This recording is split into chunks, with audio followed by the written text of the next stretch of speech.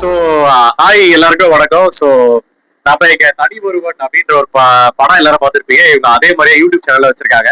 So இந்த வீக்கெண்டோட release ஆன concept Arjun Das மற்றும் யோகி பாபு, வடிவு கரசியப்பா, ஆனா பென், அப்புறம் ஒரு குட்டி குழந்தை நடிச்சிருக்காங்க. நம்ம டத்து ராதா ரவி சார் இந்த படத்துல ஒரு பிளே பண்ணிருக்காரு. மினிமம் சீன்ல வந்தாலும் அவர் அதுக்கான ஸ்கோப் அழகா எடுத்திருக்காரு.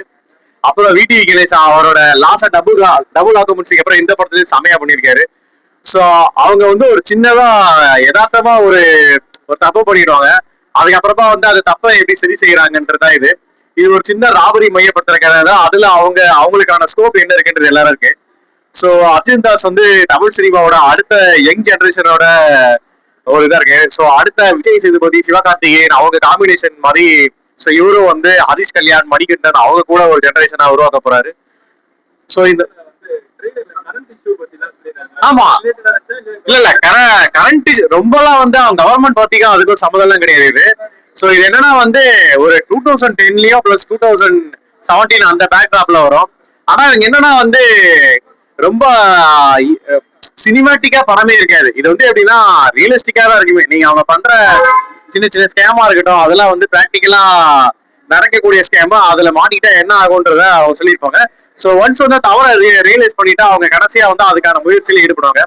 2 hours 20 minutes கிட்ட படம். ஸோ இது ரொம்ப நேர்த்தியாகவும் அந்த டேரக்டர் வந்து நல்லாவும் பண்ணியிருக்காரு. ஸோ அதான்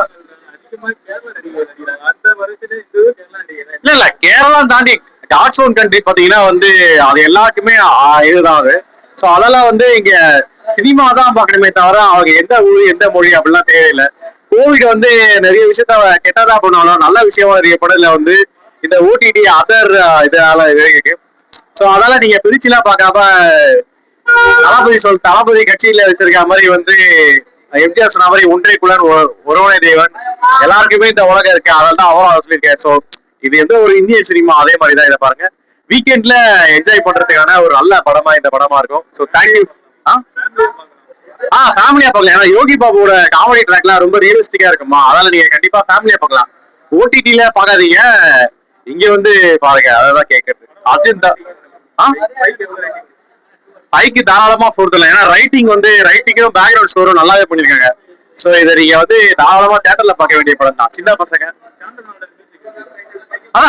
அவர் எப்பயுமே அவர் வந்து இந்த மாதிரி ஒரு மினிமம் ஸ்கேல்ல பட்ஜெட்ல வந்து அவர் வந்து எப்படின்னா தளபதி ஏற்ற மாதிரி ஒரு பேக்ரவுண்ட் ஸ்கோர் எப்படி அனிருத்தா இருக்கட்டும், ஹிப்பாபாதி மற்றும் எங்க தலைவர் விஜய் ஆண்டனி படம் அவரை எப்படி பண்ணுவாரோ அதே மாதிரிதான் இவரும் பண்ணியிருக்காரு. என்ன அவருக்கான ஸ்கோப் வந்து பெரிய லெவல்ல வந்து அங்கீகாரம் அவருக்கான அதான் இதை பார்த்துட்டு இருக்க ஏதாவது யூடியூப் சேனல்ஸ் அவருக்கு அவார்டு எல்லாம் கொடுத்து ஏதாவது படிக்கிறா கொஞ்சம் நல்லா இருக்கு. விகடன் அவார்ட்ஸ் எல்லாம் அவருக்கு அவார்டு தரலாம். அர்ஜுன் தாஸே இந்த படத்துக்கு அவார்ட்லாம் வாங்கலாம். ஏன்னா நல்லாவே பயங்கரமாவே பண்ணியிருக்காரு.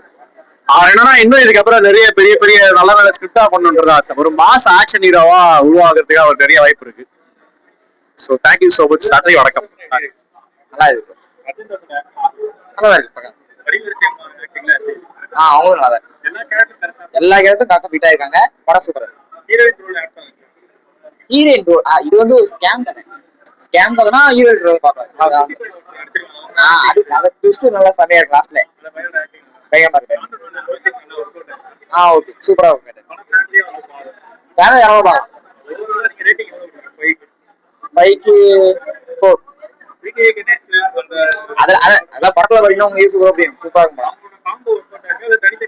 PDV Arjun Das combo work out இருக்கு. Yogi Babu Arjun Das combo work out இருக்கு. எல்லாமே பயங்கரமா ஒர்க் அவுட் இருக்கு. அவங்களும் செம்மையா ஒர்க் அவுட் இருக்கு. அந்த வடிவு வரிசையமாவும் யோகி பாபு காம்போ பயங்கரம் நல்லா இருக்கு. சூப்பரா இருக்கு.